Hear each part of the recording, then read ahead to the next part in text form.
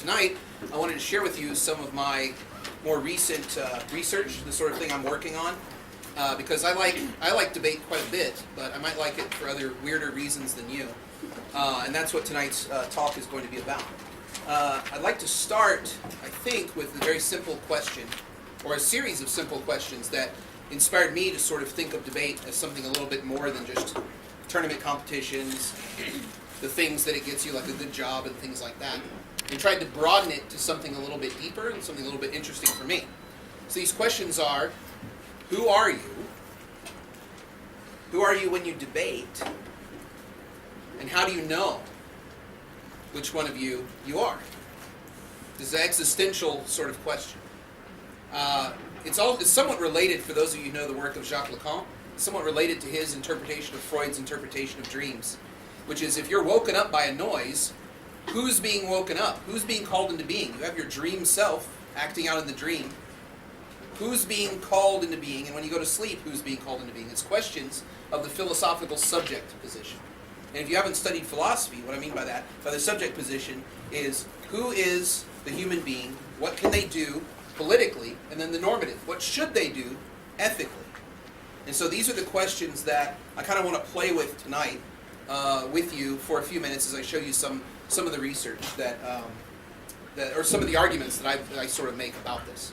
So I hope you find it to be as interesting as I do. In 2011, there was a paper that was published that that got a lot of attention at first. It was published in Cambridge, the Behavioral and Brain Sciences Journal from Cambridge. That sounds like a thrill a minute to read. I couldn't put my issue down. I just read through it. No, I'm just kidding. I just like this one article because Hugo Mercier and Dan Sperber published a paper called "Why Do Humans Reason? An Argumentative Theory." And in this, they say a lot of very interesting things about the category of reason, which we tend to like to think of ourselves as reasoned people, reasonable people, or rational people. And they made some interesting claims. They took all of the things that cognitive scientists had done and said these are not really good tests of reason. Because the question for most cognitive scientists, and the question for most people, psychologists who are studying the way people argue, is why are human beings so bad at reasoning? You probably asked this question today a few times, yeah? Whether you're walking down the street and you're like, why did that person walk right in front of me? You know, why did that person wait to do that until then? They could have brought that to me earlier. People are just really, really bad at reasoning. So there have been all these experiments that cognitive scientists have done and psychologists have done to try to figure out how to make people better at reasoning. Mercier and Sperber take issue with all of that, and they say, and I'll quote, this is a long quote, but I think it's kind of interesting in thinking about debate in a new key or debate in a new way. They say, and here's the quote, it's a little lengthy, so bear with me, but I think it's worth talking about. They're critiquing these experiments, and they say, unlike in a real debate, the experimenter didn't challenge the arguments of the participants, however weak they were. In a normal argumentative setting, a good argument is an argument that is not refuted. As long as they are not challenged, it makes sense to be satisfied with seemingly superficial arguments. On the other hand, people should be able to generate better arguments when engaged in a real debate. Participants who had to debate on a given topic showed a significant improvement in the quality of the arguments they used afterwards. So this is cognitive scientists saying that when they give simple tasks to people and say, reason your way out of this, they stop at something the experimenter thinks is bad, but the experimenter doesn't argue or push them. But in their experiments, when they pushed back, the quality of the reasoning became better because they were put into an argumentative context. That's huge. That's huge. It's a really brilliant paper. I have another quote, but I'll put this one on the screen so that you can read along with me, because this one is really fascinating. This is in their conclusion. Reasoning, according to the present view, should mostly provide a felicitous evaluation in dialogic contexts, when someone is genuinely trying to convince us of something. So what they're saying there is that reason works well only when you're arguing, or it works best when you're actually in an argumentative situation. Someone's trying to get you to change your feelings, your beliefs, or your actions. This is not the case in these decontextualized tasks that involve no interaction or in abstract problems. In fact, as soon as these logical problems can be made sense of in an argumentative context, performance improves. So this is pretty huge. It brings up this question for me. Does reason serve argument, or does argument serve reason? Which way would you like to put that? It seems like Mercier and Sperber say that argument, or that reason serves argument. The reason that we reason is to become better arguers. It's not the classical philosophical arrangement where you are a reasoned individual and you find out all the facts and you make your opinion and then you go and debate. It doesn't work like that at all, they're saying. So I think it's kind of a fascinating question. And depending on how you put these terms together, you end up with a very different look at the world for human beings and a very different sort of subject position. So if you think reason is superior to argument, or argument serves reason, you end up with philosophical dialectic, which I'm sure if you've taken a introductory philosophy class, you understand dialectic is, sitting down, really asking each other, like Socrates does, really asking you questions to the other person, taking your time, really trying to figure out what is metaphysically true, objectively true for people, something that is going to be stable and something that's going to last a long time, if not forever. We'll find out that actual truth about things. On the other side, if you say that reason supports argument or serves argument, you're more on the side of rhetoric, the rhetorical, which is we don't have a lot of time to find out what's true. We have to take action. We're caught in a very subjective, situational, we don't have a lot of time, we don't have a lot of resources, but we have to decide what to do, and we'll never come up with a complete picture of the situation because of the fact that we're human beings. It's also contingent. That means that the situation changes over time. So the answer that works today may not work the next day, or the next, or the next, something like that. So I think it was kind of fun to play with these terms. That's what I was doing after I read this article, is depending on how you set it up, debate becomes incredibly important, or debate just becomes a servile art or servile game to other fields that then establish the truth that we debate about. This brings up sort of the issue of the traditional defenses of debating. How is debating traditionally defended, and how does debating get this sort of traditional defense? It comes from a defense where you think rationality and reason happen first, and then debate happens. And that's a very common position to hold. That's why Sperber and Mercier's paper was so engaging for me. And it was engaging for a lot of other people too, but it kind of was like a falling star. It burned out really quick. Or a flash in the pan, as we say in Texas, where I'm from. Where I grew up anyway. It's just a flash in the pan. It was there, it was bright, and then it kind of fizzled out, and then everyone sort of has forgotten about it. But I think that these traditional defenses come from a view of debate that you generate reasons first, you generate research first, and then you go to debate after you've discovered what is actually true or real. So it helps with critical thinking skills, it encourages civic engagement, and it improves democracy. These are some very traditional things we hear in the United States about why debate is important. I think this is a fine story that you would want to tell about why debate is important, but I'm interested in creating new and different ones that could put debate in a much more important place, or a much more thoughtful place, something that you can really think about as you're doing debate for a long time, and that is a narrative of discovering the self. Like, who are you? Who are you when you debate? How do you know? Those three questions I started with. And these defenses are fine, but I think if we didn't have access to these defenses, if somebody came along and proved that debate does not teach critical thinking skills, whatever critical thinking is. I was just working on a piece for a book on critical thinking in the 21st century, and one of the definitions of critical thinking I wanted to use was so long, and I put it into my article because the definition was quite good. It was like paragraph and paragraph trying to say what critical thinking was. The editor said, you have to take that out because it's so long, we'll have a copyright violation if we just print that like that. It's so long. It was like most of the substantive argument. So I had to cut it down, but I thought that was really funny that it took these scholars so long to write out what critical thinking is, because there really isn't a lot of agreement as to what critical thinking skills are if you go and look at that literature. Like, what does it mean to critically think? We can all say, yeah, critical thinking good, and nod our head, but what does it really mean to critically think? The debate is still going on about this. What if somebody did some research that said that debaters do not actually get civically engaged? Or what if they do not improve democracy? We would need to come up with an alternative defense. And I like this defense. This is something new I've been writing about mostly, is the defense of debate as some kind of a quest of discovering the self, or trying to figure out who you are, or debate helping you figure out who you might want to be, which is a very different alternative than these things. I think these things are somewhat true, but I think that they come naturally from if you put the puzzle together by saying reason, or that argument works for reason, then you get these sort of defenses. But I recently had an experience where these defenses did not work very well. I applied for a grant to the U.S. State Department for some debate outreach work that my university is doing in Morocco. And we put together a very nice grant proposal. We were invited to apply for the grant, and we said we were going to do debate training, very much like the debate practices we do here, things like that. And we'd do it in Rabat, and then we'd have a competition there, a tournament, and anybody could come who they wanted to, and the State Department would pay the bills for the coffee and the hotel and things like that. And it was great. And we got our grant back, and they had refused it. And I asked them why. We got a debrief with the State Department on the phone. And the State Department people were like, yeah, that's a really cool idea, but no one's going to come unless you teach, unless it's about some kind of an issue. Like, you don't have an issue here. All you have is debating. What's that? What's this argument thing? I said, well, we're advocating. The issue is that we want more advocacy. The issue is that we want more debating. But they couldn't understand that. They were like, no, you need to make it about women's rights or about the harms for children. You know, issues that are very, it's very hard to be against these issues. You would say, oh, children are horrible. You know, no one's going to take that position.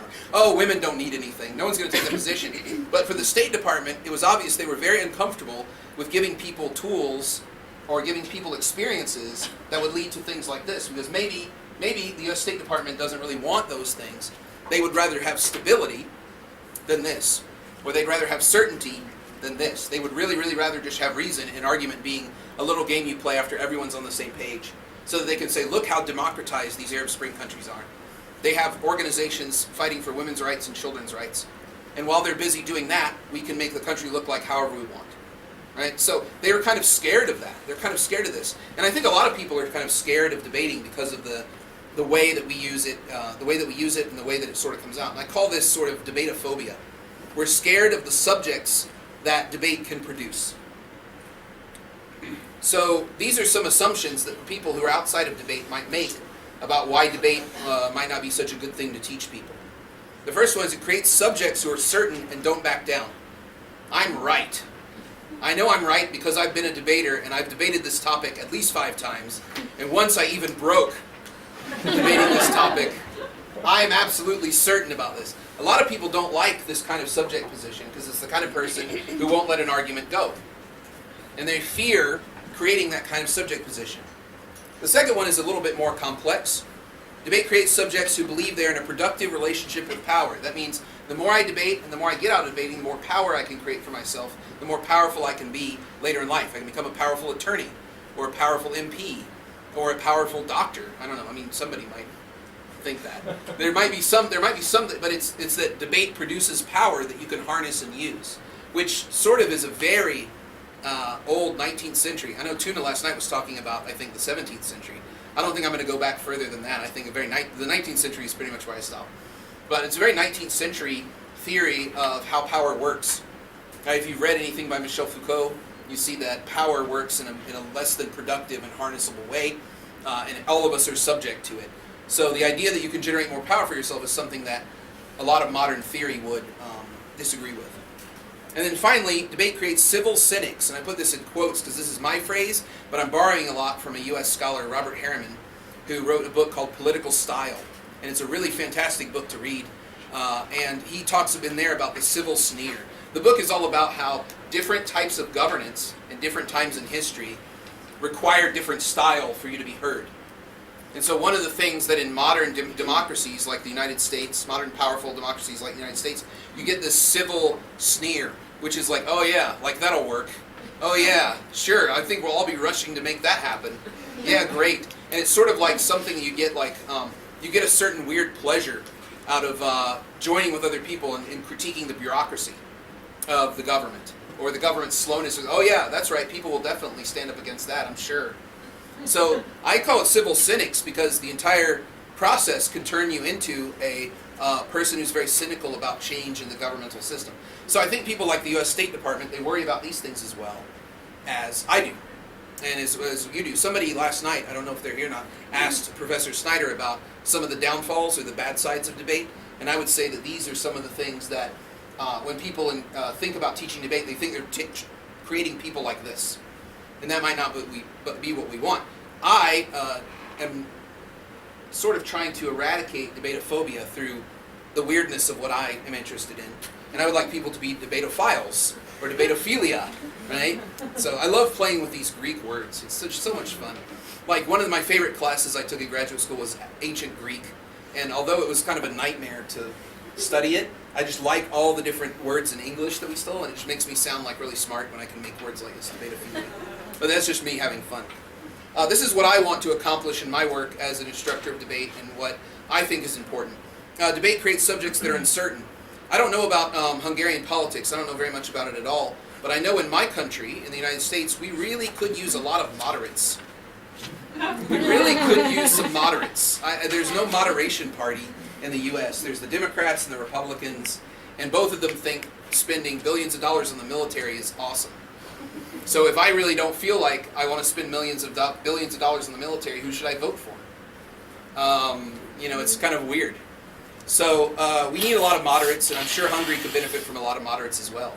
So debate creates people who are uncertain. That would be the goal of the competition, the goal of the tournament is to be like, it's much, much more important that you have that debate that you feel like the ranking was good, but you can't quite put your finger on what it was that you did wrong or that you did right to get it, and you're very uncertain about the issue. Or you debate a topic, and you felt a certain way about it, and then later on you change your mind about it. And this can happen too. So that kind of uncertainty, I think, is very good. You always want to be the person who's like, well, I'm not really sure about that. Or I kind of have some ideas about that, but it would be better to look into it a little bit more. Instead of being the sort of the debatophobe person who's like, I know exactly, because at Oxford in round 5 we had this motion, and I got a 2. There you go, there's my expertise. Debate creates subjects that are skeptical of all power relationships. I think this is a really good one. This is, is debate actually giving me stuff? Like for free, for having fun? What is the cost of debating? What's it taking from me? What's the power relationship in debate? This is like question 2, right? Question 2 being, who am I when I'm debating? Because you're not really yourself. That's why people hate watching themselves debate on video so much. Like, I don't know if you've ever filmed yourself debating. You'd be like, wow, who is that person? You kind of take on this attitude like an actor, or like some kind of dramatic, it's almost like a telenovela kind of dramatic performance. I don't know, some of you might do that or not. But it's like, where does that subject position come from? And what's the price of embodying that subject position? It's taking something from you, but it does it so nicely. It's like, here's a tournament, it's fun, here's all your friends. The topics are cool, the people are smart. The food is good. Everything is, it's a great fun time. Like the Budapest Open was great fun. But what's the price on your subject position or the way that you think about yourself? Are you freely giving something away that you might want to think about how you are a subject of power and not just the controller or the dominant user of power? And then finally, debate creates ironic subjects. I put this in scare quotes as well because I'm again borrowing from somebody. Creates ironic subjects that question, propose, and then question their proposition. So there's a certain amount of uncertainty. Figure that one out. There's a certain amount of uncertainty that I want in advocacy. And by ironic, I mean that they're very willing to take their position under the knife or take their position under the microscope when they are done with it and say, I wonder if that position that I made in the debate is actually something I can inhabit or not. Ironic I get from the philosopher Richard Rorty. I don't know if maybe some of you have read him. He's sort of a neo-pragmatist. The school of pragmatism, found William James and some of the other, I can't think of some of the other names now, but these Americans who founded pragmatist philosophy. Richard Rorty takes that a step further by saying that in his book, Contingency, Irony, and Solidarity, argued that what democracies need are liberal ironists. People who are willing to debate and are willing to discuss things, but they don't get so incredibly married or attached to their position that they wouldn't consider some other position. It's a very tall order. And in fact, I have a quote by Mercier and Spieber here. Again, I really like these guys. I'm going to quote from them a lot. But this is kind of a longer quote, but it really does kind of supercharge debate's power in the essence of some of these questions about what kind of people do we want to create in debate, or what kind of subject position do you want to have for oneself? What are the politics, little p politics, the things you're able to do as a human being? And ethics, what should you do as a human being, right? The normative dimension. So here's the end of this article, and it's amazing reading this quote. While I'm reading it, remember, these are cognitive scientists talking. This is really kind of mind-blowing. These are people who believe in sort of, evolutionary psychology, the structure of the brain, the chemicals of the brain, the neurons. This is what they say at the end of the article. It's mind-blowing that it comes from brain scientists. And one of them teaches at CEU, which I found out when I was happily citing my paper like a nerd. None of you are going to see it, but the citations are perfect. But I found out that, I'm such a nerd. All right, here we go. In the moral domain, moral achievements, such as the abolition of slavery, are the outcome of intense public arguments. We have pointed out that in group settings, reasoning biases can become a positive force and contribute to a kind of division of cognitive labor. Still, to excel in such groups, it may be necessary to anticipate how one's own arguments might be evaluated by others and to adjust these arguments accordingly. By anticipating objections, one may even be able to recognize flaws in one's own hypotheses and go on to revise them. We have suggested that this depends on a painstakingly acquired ability to exert some limited control over one's own biases. Now, that's a lot of crazy words, but basically what are they saying? They're saying that it's incredibly difficult to overcome your own biases, but that's something that will make your reasoning power better as long as you're doing it in argumentative situations. This sounds like debate to me.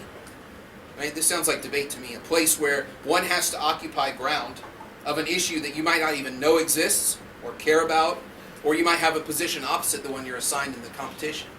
But this is the very thing that these cognitive scientists think is important for you to be able to do in order to become a better subject, a better reasoning subject. Because reason doesn't come first, argument comes first in their mind. That's what their whole paper is about. Reason serves argument. We are not reasonable beings, we are debatable beings. That's our subject position. I think that's a weird thing to think about. Argument comes first. We haven't really thought about that much.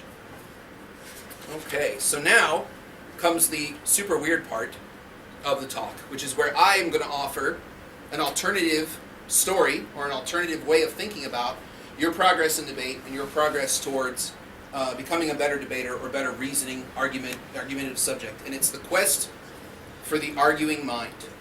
Or what was the alternative title? The mind that argues, or there was Arguing the mind. Arguing the mind, or the arguing mind. Either way you want to take it is probably true. I did say I wasn't going to go back any further than the 19th century. I lied. We're about to go to 12th century China, and we're going to look at a series of woodblock prints. And a woodblock print is when you take like a log and you carve an image on it, and then you dip it in ink and you can put it on paper and it makes a cool stamp. Like, this is the earliest kind of printing. In the 12th century, a guy named, let's see. Oh, I forget his name. Well, it's somewhere in here. I'll find it eventually. I think it's Kakuan. He created a series of 10 prints about a boy going off into the woods to find an ox. And this was a metaphor for going and finding enlightenment in the Buddhist tradition. These woodblocks have been recopied and copied again, and people have commented on them over the centuries, and they're known as the 10 ox-herding woodcuts. But you could also say cow, I think. But it's an ox, and it's a metaphor for taking control of your mind, for disciplining the mind, so that you can reach a religious state of enlightenment, which is the goal of most every form of Buddhism that I can think of, is that you're either to get enlightenment, that means you figure all things out, and you figure out how to live and how to live in relation with the contingent world, or you stop yourself before that happens and you become a bodhisattva, someone who leads other people to enlightenment before you take it for yourself. So he made these as a teaching method. These are pedagogical pictures that I'm about to show you. And they helped people determine where they were on the path to enlightenment. I would like to adopt the ox-herding woodcuts as a way of thinking about how you're doing in debate, and how far you're going in debate, and what kind of things you need to do to reach the next level of debate. I think that they're kind of interesting for that, and hopefully you'll play along with me as I offer a defense of debate that has nothing to do with really critical thinking or becoming a better democratic citizen, but more of finding yourself and finding what it is that you, what kind of person you want to be, disciplining your mind. So, here we go. The first one is called The Search for the Ox. These were made, I think in the 1960s, these images.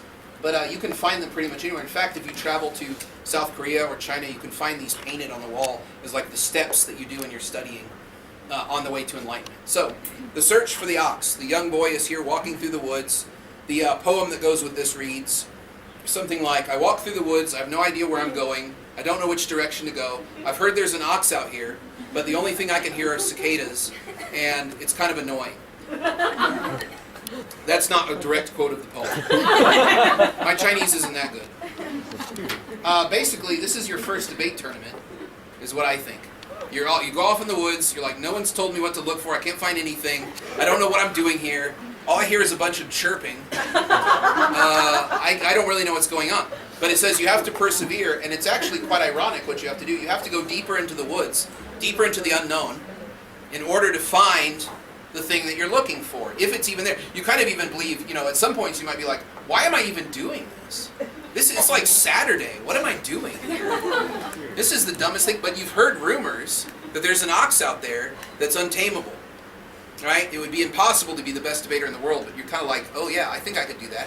So you have to go deeper into the woods to find it. This is the first one. It's called The Search for the Ox.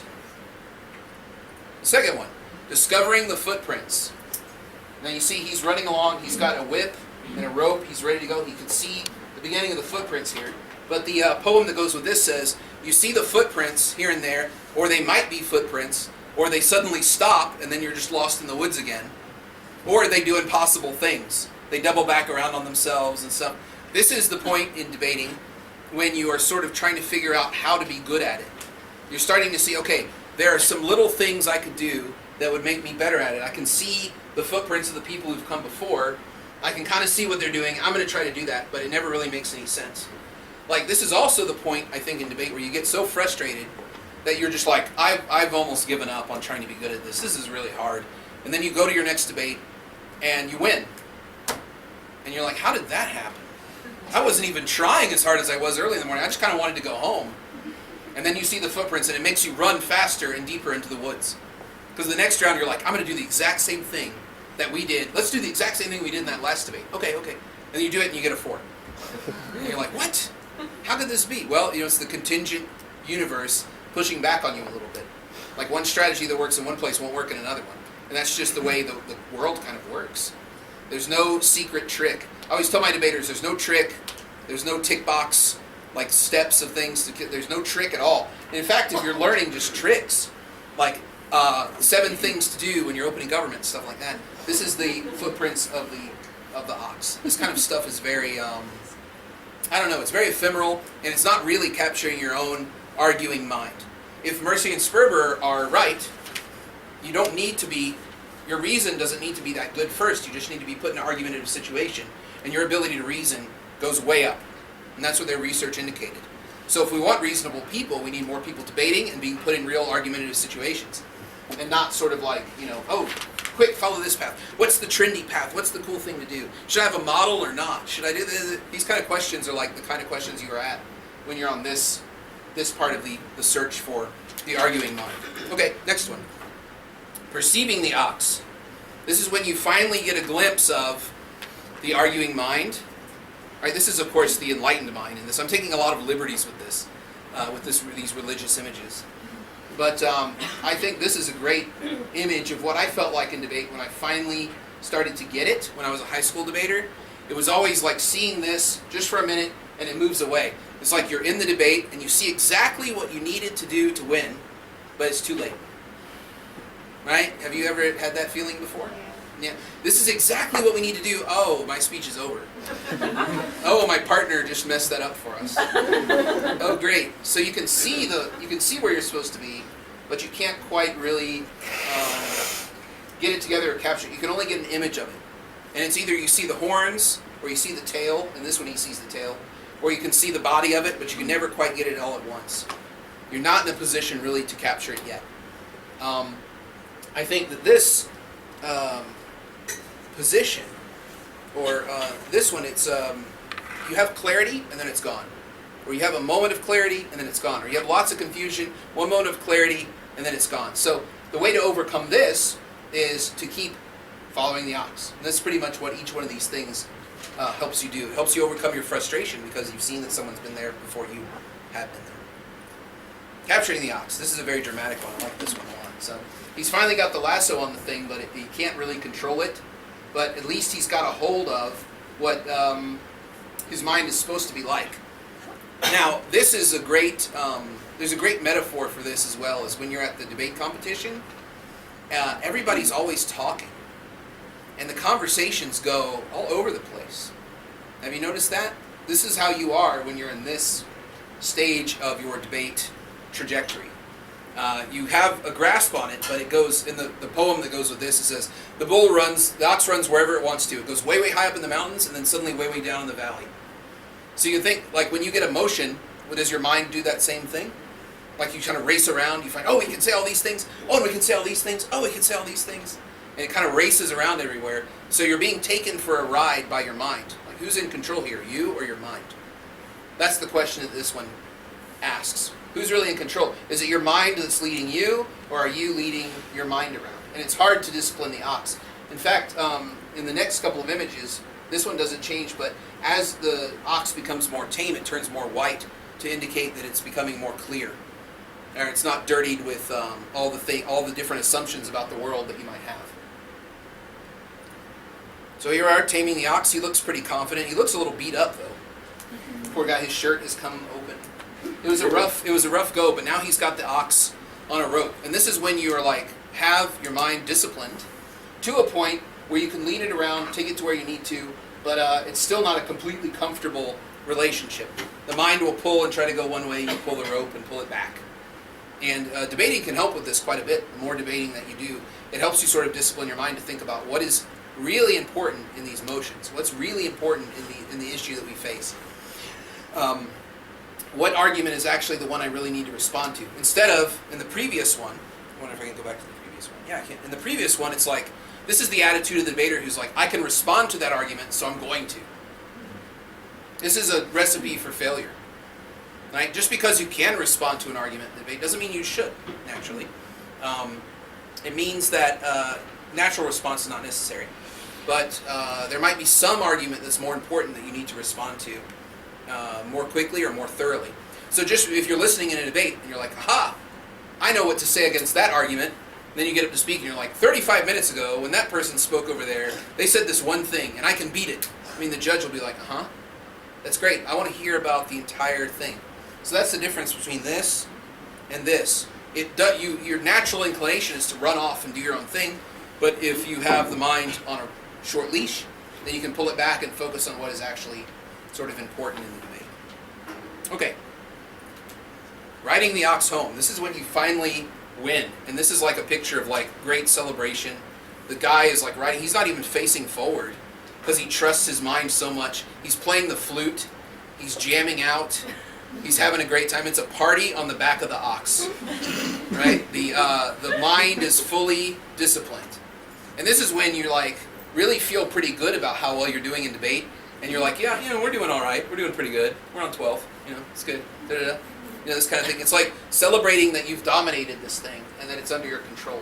The poem that goes with this one says it doesn't try to escape. It goes where the master wants it to. And he's celebrating his domination over it. Which, of course, is not exactly fully the awareness that he's going to be getting in the next few slides. But it's a good one. It's good to celebrate when you've overcome the mind. You can say, yes, I did extremely well this tournament. I managed to keep my mind disciplined. I managed to keep an argumentative focus. I managed to talk about the most important things. And now I'm going to ride the beast home and show everybody my great mind. But once he gets there, you can translate this one a couple of different ways. Ox transcended or ox forgotten. And both of them have very different meanings in English. So I put both of them on there. But in the Chinese, it only has one meaning. I consulted a bunch of different translations for this, but I think forgotten is a little bit different than transcended. So I don't know which way you want to do it, but this is him at home, and he looks kind of sad. And he's sitting there, and he's like, what do I do now? What did I go out into the woods to get? I got something that I kind of feel like I already have. So he's let the ox go, basically, is what the poem says. And the ox wanders freely because he knows it's disciplined. He doesn't have to keep it on a rope. He doesn't have to ride it around and show off. He can just very peacefully sit there and enjoy the fact that his mind is disciplined. This is connected to a lot of things in Buddhism. Lots of concepts in Buddhism like become a businessless person, which is kind of a rough translation of what some Chinese monks had said. Become somebody who you don't really have anything that you need to do or to show off to other people, but you enjoy the ability to sit and reflect inside your well-disciplined mind. Right? So you can think about things and kind of rest like he's doing. He's let the ox wander off somewhere because he knows that he can discipline it and break it whenever he needs to. As he's thinking about it, he's like, why did I go off in search of something that I kind of already had? And this also made me think of the Mercier and Sperber article as well, because they are saying that we're sort of teaching things that we already have. We already have an ability to argue that sort of naturally works pretty well. What doesn't work very well is reason and rationality. Those things don't work as well, but we can make them work well if we argue more or put people in debate situations more, then we can get a better sort of reason. I think that this dovetails with that in the sense that he went off after looking after reason or looking after truth or looking after logical certainty, but what he found was all the stuff that he already knew was actually very useful for the kind of life that he wanted to have. He's like, was it worth going to get this thing that I already have? And I don't know if I have a whiteboard marker, but if I did, I would draw some pictures for you. Here, I would draw like a little staircase. It's okay, I don't know. Oh, look at that. One thing I don't have that I wish I had was a new Mercedes. You can look. Okay, I'll look. Okay. Or $1 billion. Boy, I wish that worked for everything like that. So there's a couple of different models of progress that we have in the world based on different philosophical perspectives. So in the West, we often have a view of progress that looks like this. Dun, dun, dun. That's the achievement, and usually we're somewhere here, and then we have to struggle up the steps to get to the achievement, then we stop. Right? But in Eastern thought, the model of progress looks a bit different. It's usually some kind of a circle like that. You can go to Asian art museums and see tons of these circles that are painted, but they're somewhat imperfect in the way that they're made. The beginning and the end are somewhat close to each other, but they're not really touching.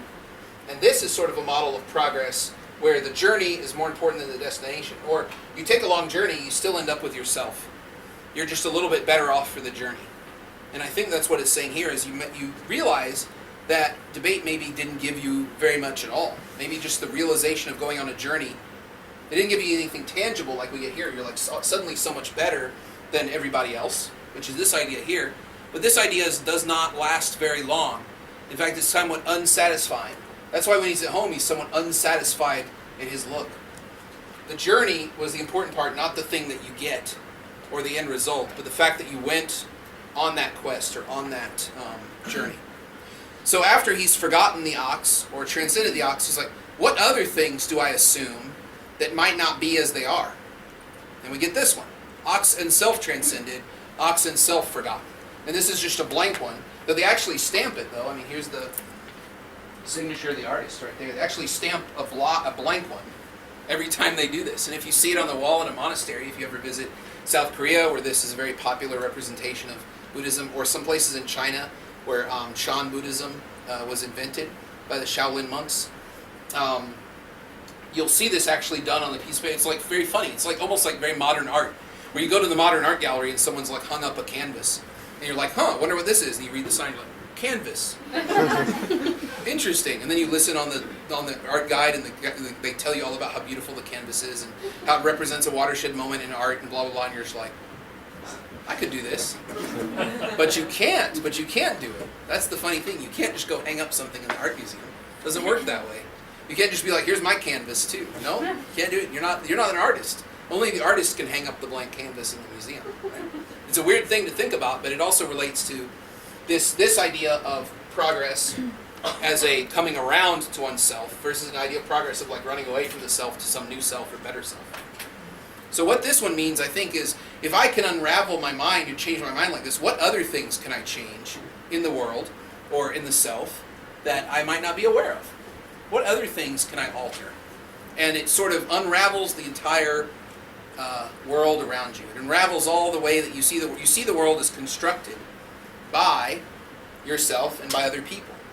And the next step in this is returning to the source or reaching the source. So things start to come back. We had nothing. Now we have some plants and a little water, stuff like that. Now I think this is like something that I think this is where debate and these spiritual metaphor really do match up quite nicely. Because in debate, after you've done it for a while, and after you study it for a while, and you say, well, the championships are nice, but what else did I get? I got a bunch of friends, I got a lot of nice experiences. What else can I get? You get a real sense of how powerful you can be in the world by recognizing things that are normative and things that are not so normatively constructed, or how everyone jointly creates meaning out of things together. And you can critique that, you can participate in that, and you can do it in a way with very, very nicely refined skills, I think, that you get from debate. And that's some of the stuff that Professor Snyder was talking about last night. They don't go just to the level of job creation or citizenship or things like that, but the entire attitude towards the entire world can change. You recognize that meaning is something that we make together as human beings. Like, how do you know what I mean? Like, what am I presenting to you other than some imperceivable, well, you can perceive them in your ears, but as soon as I say what I've wanted to say and you understand it, it's gone. Right? Language is effervescent. Like, even what I'm saying right now, when are you receiving it? Are you getting it right now at the moment I say it?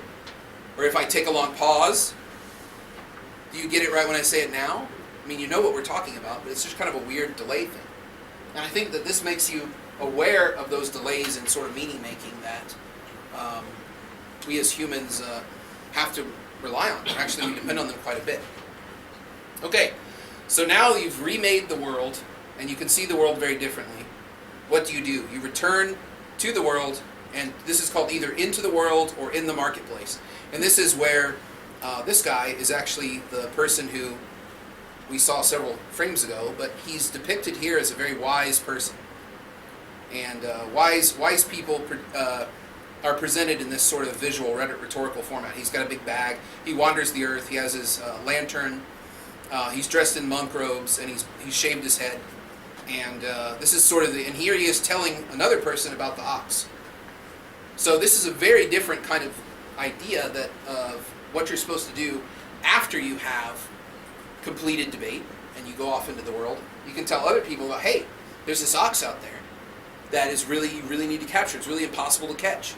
And so you can send other people on that journey as well, if you want to. But one of the things that's interesting is another translation of this says, you return to the marketplace, your arms open. It's not a return to the world or the marketplace with your fists clenched, which is sort of the debatophobe mentality that a lot of people have about debate, is that we're training some kind of people who want to fight. Like, I know when I go to my administration and we try to do public debates with things, they're always sort of like, well, we need to make sure that it's very calm and there's no like yelling. They have a very bad model of debate. A lot of people do. But in this one, it's you return arms open. You don't return to challenge people, you return to help other people figure out this nice experience that you've had or that you're having in debate. So, where do you think you might be in this series of pictures in your debate experience? At what point are you? I think I am probably here, and then sometimes here. I would like to be here, but that's just my own personal sort of journey in thinking about this. So, metaphors like this, I think, are very useful because they give us alternative ways of conceiving what debate can bring to us. This is sort of a quest for the self. Who are you? Who are you when you're debating? And how do you know? And this kind of answers those questions by saying there are some key moments in your journey that you have to think and you have to overcome these challenges before you move on to the next level. So at what phase are you in this debate as a quest for the self? Final thought I'll leave you with is a Japanese quote from Japanese Buddhism. Water drunk by the cow creates milk, water drunk by the snake becomes venom. How does this happen? They both drink the same water. So you can think about that as you pursue your debating career or your debating enjoyment. This is a quotation from Zen Buddhism, which is probably the one that you're most familiar with, as Japanese Zen Buddhism. And I think it's a nice, we all have the same thing. Maybe if you replace language here, water with language, we'd all have the same kind of, what is it, if you're drinking down debate or you're drinking down language, what is it that you're going to make it into? What is it that you're going to provide as you go on your debate journey? And that's all I have for tonight, but I'm happy to take any questions or we can have a little discussion or anything like that with the time that's left.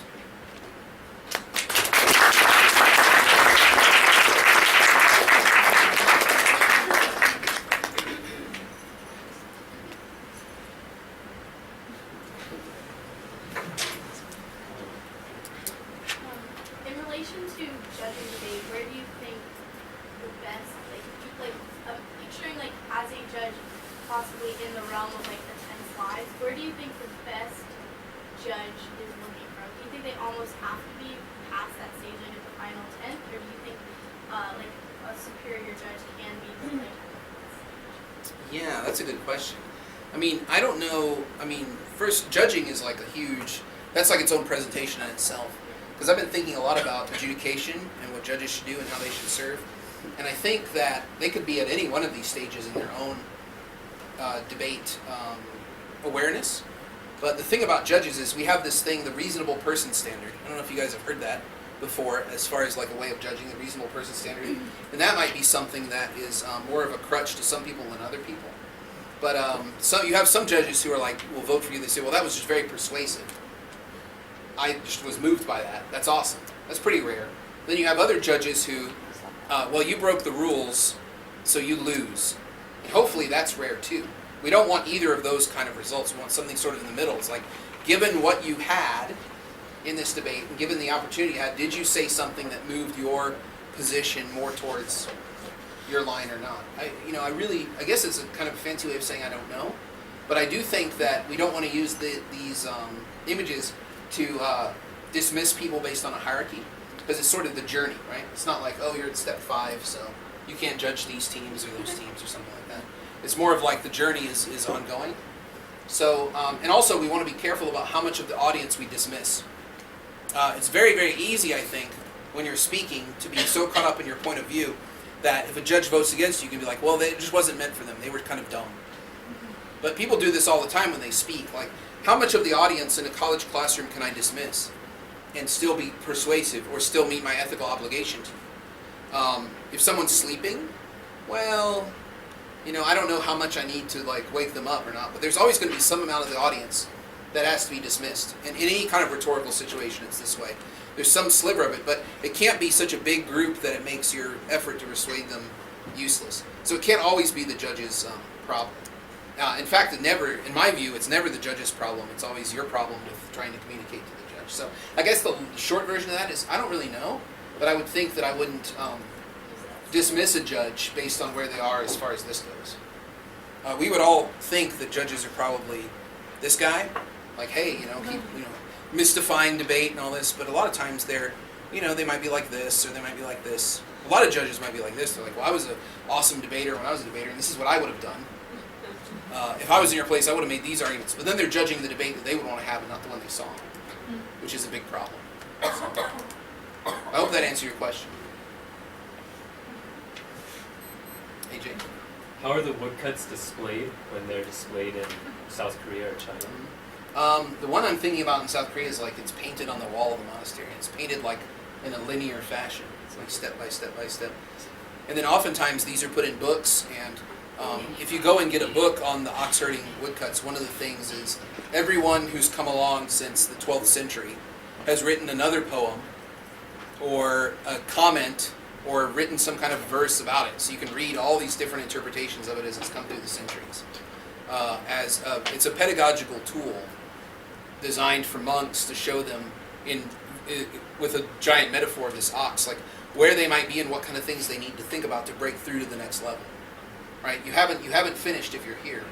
And a lot of people might think they're finished. They're like, I'm enlightened. I'm an enlightened monk now. I'm going to go around and look down on everyone. Well, that's not being enlightened, right? Or it's like that's not being the kind of debater that you want to spread this thing around. Not the kind of debater that people fear. They say, oh, we shouldn't teach debate because, like the State Department, we shouldn't teach debate because people might get unruly and not back down. And So we want to find alternative explanations for that. But they're displayed linearly usually, or in a book form where you have the image on one page and then all the commentary and poems on the left that all the different Zen masters have left over the centuries. So there's a lot to read on. It's pretty cool. I've been looking at this stuff for a long time now. So, yep. How do you know where you're at? Well, how do you know where you are? That's a good question. I think that these things are probably a little bit more fluid than the steps go. But you can say I'm kind of close here, or maybe I'm half this and half this. Like sometimes I'm this. I'm just kind of walking my mind around through the tournament, and sometimes I'm winning, and I want everybody to know, and it's great. But then I'm like, well, that wasn't very satisfying. Now I've been doing debate so long. Why do I keep doing this? Why do I keep giving up my weekends doing this? What's the point? What am I getting? And you start to think, you're like, what's the point of being in college? What's the point of coming to university? What's the point of reading another book? You start to kind of unravel everything. So it could be that you're in between, and I think you can slip back too. But I don't want to go too far in that because I grew up in the West. I'm pretty Western-minded, so I'm always trying to think more like this than this, which is a difficult thing for me because I think this is where the alternative narrative of debate is going to come from. I think so. There's somebody over here. Yep. You talked about whether you thought argument was superior to reason or reason superior to argument, and then you explained the results of either of those perspectives. But how do you arrive at one of the two perspectives? Like what contributes to the arrival? Well, I think for most of West, I'm going to paint with broad brushes here, so I hope I don't offend you. And if I do offend you, please let me know, and we can have like a little debate about it. But I think over here you have everything from like classical philosophy on would say that reason is the thing that's primary and important, and that's the thing that human beings should be good at. And then arguing is something that you do later. After you've figured out what's true, then you go and argue about it because you already know what's right. And so that's the only time you would want to do argument. The alternative mode of thinking is that argument is what we do as humans, and reason, I mean, this is what the cognitive scientists are saying in this paper. Reason evolved to help us be better arguers. Right? So this is still a hot debate not all cognitive scientists accept this at all, right? At all. And a lot of philosophers might not accept it at all, to be like argument is the thing that, like reason serves argument, right? But I don't know how you would decide it. And I think most people are sort of taught this relationship because they're taught that certain things, like we can get to the truth if we look at it through two different perspectives long enough. We can make objective views. We can say something that is timeless and stable. And then over here you have, we can't really come to a mutual understanding of views, but like if we tried to do dialectic in here, where we both sit down and hash something out, it would take us days and days. There's so many of you. And for all of us to agree completely, like faithfully agree, or like have the faith that we're like telling each other the truth about our feelings, that would take a very long time. And in most political situations, we don't have that. So we turn to rhetoric instead, which is I'm going to persuade them using the things they already value to bring them to what I think is good for them to do. And so that would be where reason would be subject to argument. I guess you can look at and decide which relationship you want, but each relationship comes with several bags of stuff to carry. Like there's not one that's right. It just depends on what kind of bag. Do you want to carry the duffel bag or the suitcase of extra stuff? Everything's linked to, every assumption you make is linked to a lot of baggage that you might not want. So I guess that would be my advice about how you would know. But I also think that it might not be as clear as this. There might be times, speaking as a rhetorician, there might be times where you want to portray argument as serving reason to get across what you want to get across to the audience. Or you might want to portray it the other way. But what I thought was just fascinating is, here are cognitive scientists saying something that rhetoricians have been saying for a long time. And people who study argument have been saying for a long time. And it made me think, in my recent work, thinking about alternative ways of justifying debate, saying debate is good, other than the standard defenses, which I don't know if the research would indicate that they do those things or not. I'm not sure. There's not a lot of research on it, at least in American journals. But I hope that's answered. I kind of ramble a bit on these questions. I should be like, I don't know. You in the back there. How do you get from stage to stage? I mean, do you get it with experience, or can you actually study it? That's a really good question, too. I think experience is probably the best debate teacher that I know of. Like, I don't really do a lot of plenary talks like this about debate. I'm usually like, let's have a practice. And it's just practice, practice, practice. I think that's how, because then you start to recognize certain things. Like, you start to see the bull. You're like, oh, I see what I could have done, and now I'm losing. Right? Or you take hold of the mind. You say, okay, I was going to go off in that direction, but I'm not. I'm going to stick to the things that, even though in my gut I feel I should respond to this because I know the answer, that's a waste of time that I could be using on something else. And that would be much more taming the bull here, right? Instead of this, you get this. And then you're like this, and you do this long enough, you're like, I feel pretty comfortable in this debate. I'm going to do it like this, right? So how to move from stage to stage, it's a very fluid thing. And it also might be that some stages have elements of the other stages in them. So you look to like old Chinese map of the universe, which hopefully I can draw to where you can see it. kind of looks like this. You've seen this symbol before, yeah? Like Pepsi stole this years ago, right? And then there's a little bit. This is the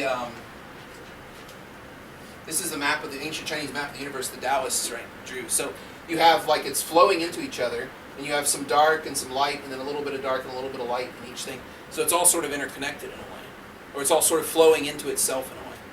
So as far as like, is there a track where you can say, I completed step 1, I completed step 2? No, but it might help you think about. This might help a student think about their relationship in metaphor and then make their own breakthrough. Because teaching in the East is very different. It's like the teacher talks, and then you go off by yourself to contemplate what they said, and if you don't get it, it's your fault. This kind of thing. So I went and lectured in Japan once, and my friend who's Japanese, he's like, your lecture's never going to go over. Because I asked a lot of questions and stuff. And so I was like, no, he doesn't know what he's talking about. So I went there, and no one said a thing. I'd be like, what do you think? Everyone just pretended as if I hadn't done it. So it's this very like introspective sort of thing. So these were designed with that introspective view in mind. So it's really, I think, up to you to determine how to move from stage to stage. But experience is the best teacher of debate, I think. I mean, all I can do is teach you to feel a little bit more confident about what you're saying. And that's it. That's all I can do for you. That's it. The rest of it has to come through experience, I think. So, Misbah, and we'll go over here. Do you think that reason is the ultimate reflection of what the world is? So like, as we make our arguments, we go through these various stages, and and then we get to a certain stage, and then we come back, and then we get to a certain stage, and we come back. But insofar as reason is the ultimate thing, do you think that that's the reflection of the world, or do you think anybody actually achieves that? To achieve accurate representation of the world? Or like just to become a reasonable person or a rational person? See, that's the thing about rationality and reason that are really funny is everyone thinks they're one, and they also think that everyone else is missing. Like you watch some political story and you're like, if people just had some common sense, we wouldn't be in this problem. And everyone else is saying the same thing on the TV. They're like, if the other party just had some common sense, if they would just be reasonable. Reasonability is like one of these God terms that we have now that we all want to appeal to.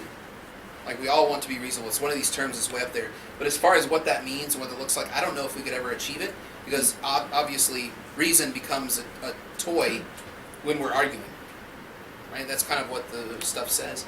I don't know if we could reach anything like that, but I think we can convince people that we're more reasonable than our opponents. I think we can do that rhetorically all the time. And we might not actually be more reasonable. That might be something that we can't determine. But to an audience like this, I could convince you that I'm reasonable. Right? Like nobody asked me for any kind of credentials or ID or anything. I just got up here and started talking. I could be a crazy person. Just wandered in. Here I am to give a talk. The poor guy who's supposed to do the talk is out in the street. We take a lot of things on faith. And that's another thing about it too, is a lot of times to argue well, you have to have some kind of faith in the system or the thing of how it works. And so that's another thing I'm thinking about too, is how does faith interact with debating? Like we have faith that we're getting something out of this, or else we wouldn't do it all the time. We wouldn't enjoy it. But what is that thing that we're getting? Nobody can really name it, but we all sort of have some faith that the next step, it takes a tremendous amount of faith to walk. I know that the earth will be in a position where my foot will land on it the next time I step. Those kind of things we don't think about. But the earth is spinning really fast, and it's hurtling through space. All these things are happening, and we kind of go around our day and be like, yep, time for a coffee, time to read a book. This is great. It's the same thing with debate too, I think. So, who over here wanted to ask something? Somebody? Yeah? You kind of start to answer it when you were asked about moving through the stages, but I wonder if you have complete control of yourself moving through the stages, or if it's like other people, other factors. Do you think it's really truly up to like one person to get through it? Yeah, that might be a pretty good critique of this because, it's the character in these woodcuts goes out into the woods by himself, right? And so, but in the debate tournament, we're not really by ourselves. And there's a culture of debate that's come before us, and all the great debaters you admire who've come before you. And then there's all the newer debaters who are coming after you, who you think are really good, and you're like really excited to look out for how they're doing. And then there's your own performance, and you're hoping that you're getting better. And all these things, I think, shape it too. It might not be up to you. It might be that just all of a sudden in some debate you feel like, strong enough to do this. Or in some debate you're like, I don't really need to do that. I just use my everyday mind and come up with stuff. There's a great, I use, as a tangent to this, I use a lot of samurai stuff when I teach too. This is sort of newer material for me. Usually I give a talk about samurai and ancient samurai codes and stuff. And there's one great quote that I just thought of, but now I've forgotten what it was, about whether it's up to you or not, or yourself. I can't remember it. But I use a lot of that stuff too, but it's generally, you want to cross swords with everybody you meet. It's sort of one of these maxims that comes out of that. So it's like you don't want to back down from any kind of, even if you think you're going to lose, you don't want to back down because it'll just make you a better sword person. I don't know what the politically correct term for that is. It's not swordsman, sword person. But more importantly, we've had two presentations in a row that mentioned swords. Anybody else? I hope that answered it okay. But I think the inclusion of culture, I mean, this sort of has its own cultural biases as well. Like I said, the proper way to learn is the teacher dispenses truth to you and then you go meditate on it. And that's the proper way to learn. This definitely has sediment of that, because here you are by yourself, here you are as nothing, coming back, and then you go and tell someone else to go off in the woods and tame the ox. Anybody else? Yeah? Okay, you and then you. Going back to your difference between reason and argumentation, I was thinking of something which is kind of a more philosophical and also an obvious Kantian question, but I think it also translates into, it has some practical implications. And that even in the form in which reason is subjugated to argumentation, you still need a standard according to which you evaluate argumentation, Right. and where the comes from, if not reason. Right. Now that, for me, translates into a rather practical thing when it comes to teaching, and not only teaching debate, but also teaching in general. And that's how do you actually apply that? Because if you focus only on your students developing good argumentation skills, you still need a framework, also among other things, power relationships that claim that you are the one who knows what good argumentation is. No, I think it's interesting. This is the giant, this is the giant debate that's happening in international argumentation conferences, is the debate about what is the measuring stick that we want to use to judge whether an argument is good or not. There's differing views on this. Canadian scholars have their informal reason, where their judgment is fallacies. So it's like just identifying and studying fallacies. They have these sort of intrinsic parts in the informal, they call them informal logicians. The informal logicians at University in Windsor, Ontario, University of Windsor, I think. And so they publish a lot of stuff on that. Then you have the Dutch Argumentation School, which is in Amsterdam, the University of Amsterdam. And they've created an entire system, a very complicated system, about how to do this measuring stick thing that you ask about. It's called pragmadialectic theory. And there's a ton of books on it, tons of stuff you can read about pragmadialectics. But basically, the debate is between them and the American rhetoricians about, do you need a measuring stick? And the Dutch say, well, you need this measuring stick or you have no idea how good your arguments are. As compared to what? And the American rhetoricians say, that's the point. That's the point, because if you look back here, when you're in a place where you say argument is the reason is the thing that serves argument, you're in a place where you're in a contingent, situational thing. And they're like, the measuring stick is made and remade and unmade every time you have an argumentative situation. And the Dutch say, well, that's not good enough.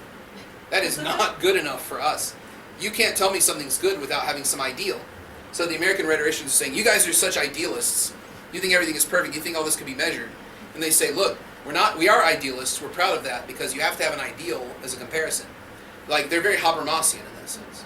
Like, they want a speech situation that's like hermetically sealed to where nothing can get in there. And the American rhetoricians say, well, that's not what we're interested in. We're interested in something a bit more messy than that. But I don't know what the standard for me. I use debate competitions as sort of the measuring stick. They're like exams. So I see how my students are doing, and I say, okay, how should I adjust my pedagogy based on how they did at this competition? Because I know at a competition, a lot of decisions in debate, and speaker points and things are arbitrary. And I mean, it might frighten a lot of you to hear someone say that out loud. But they are somewhat arbitrary, and they're based on how attentive people are and all these different human factors. How much they slept, how attentive they are, how much they're really interested in the topic, how much they're thinking about some other life problem that keeps slipping into their head while they're trying to take notes on you, this kind of thing. But that's a good enough meter stick for me. But for the Dutch, no way. There are 10 rules, and if you violate any rule, then it goes. It's really interesting stuff. But if you're interested in that debate, you can read the Pragmadialecticians out of Amsterdam, because they have some good stuff. Maya? We've heard a lot about the mind and about reason and reasonability, but I wonder how debate relates to the heart. And you want to tame the mind, I get that. But how do we deal with subjects that just touch something inside us that makes it hard to be rational, hard to be reasonable? How do we deal with that, with strongly emotional subjects? Mm-hmm. Yeah, that's a really hard question. No, it's good. It's a good one. Yeah, I mean, I use the term mind instead of the term brain, like for that reason. So, and I think the cognitive scientists, they're not really talking about the mind. I like the mind as a concept because it's something that is a much more broad construct than just the brain. It includes the brain, but it includes other things too, like emotions, like feelings that you might have, and the power of emotional appeals, which most people tend to run away from. I think those are very useful as well. But I guess when you're encountering subjects that are very difficult, I guess the best advice is, I mean, this will throw you all the way back into this thing here, where you're like, I don't really know what to do about this. This is very crazy. Ironically, the thing is to go into it deeper and to try your best to sort of figure out how. I mean, if you're representing a position that you don't believe, that's a very difficult thing, especially if it's something you're very passionate about. But it can also help remind you why you're passionate about it, instead of just being passionate about it. It can help you articulate some of those things in a way that it might not always do that, but in some cases it might help you articulate things in a way that help you realize why you're so passionate about it. Because there's some issues that you're probably very passionate about, that if someone asked you questions about the issue, you would probably just get angry at them. I mean, that's a very human thing. Instead of thinking about what are the things that made me feel that way, or what are the situations or what are the experiences I've had that made me feel that way about that, or what's the evidence that has made me feel that way about that. I hope that's an answer. Maybe not. It's a deep question, but this all deals with the mind, I think, or the mind, because in the ancient Buddhist stuff, they're dealing with the mind a lot. So, but as far as the heart goes, that might be something different. That's a hard one. Yeah.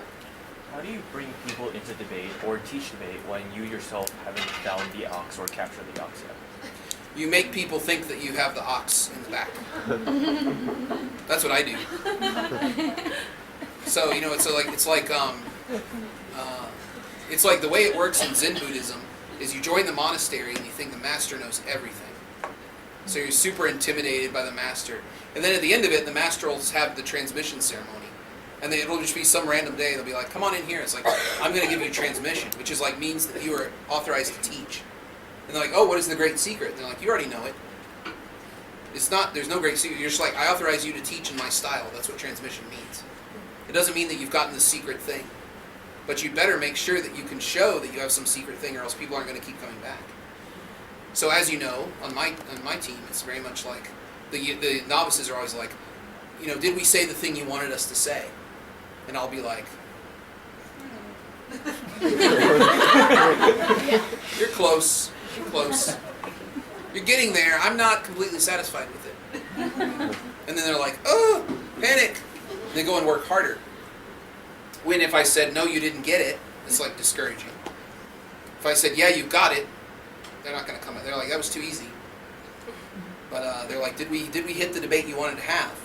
And eventually I'll be like, what about the debate you wanted to have? Did you get that? Like if you don't develop your own standards, then you won't be able to really, persuade other people. Yes?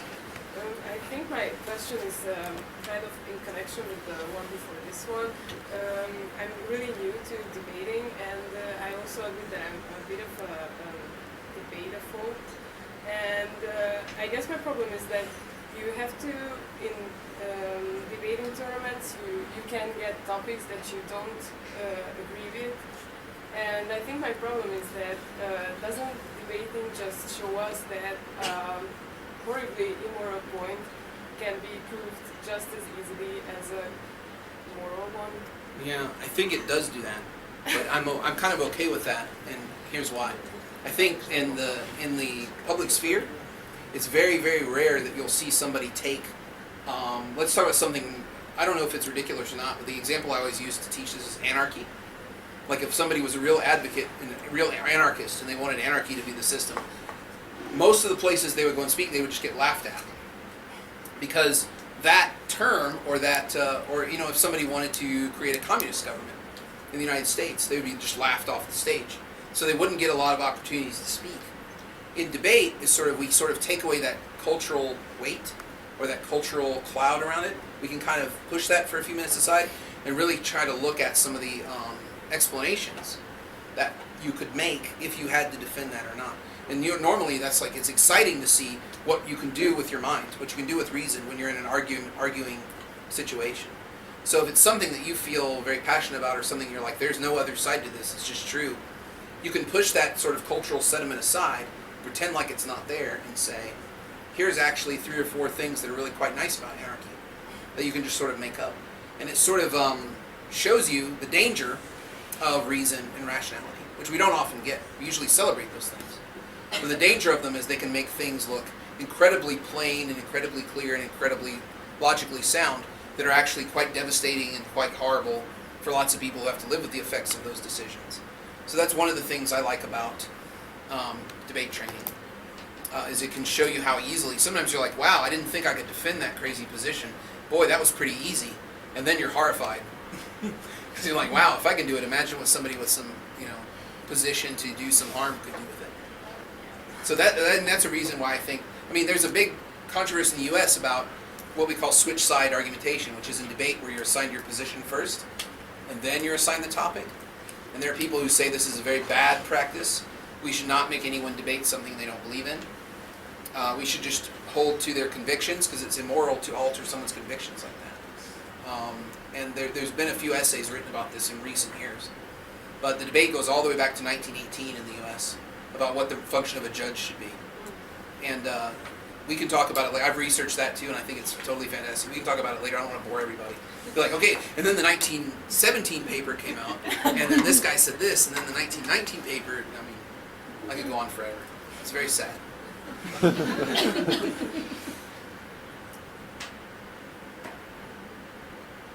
All right, well, I'll be here for a few more minutes if you want to come and ask me questions. Thank you very much for your sustained attention.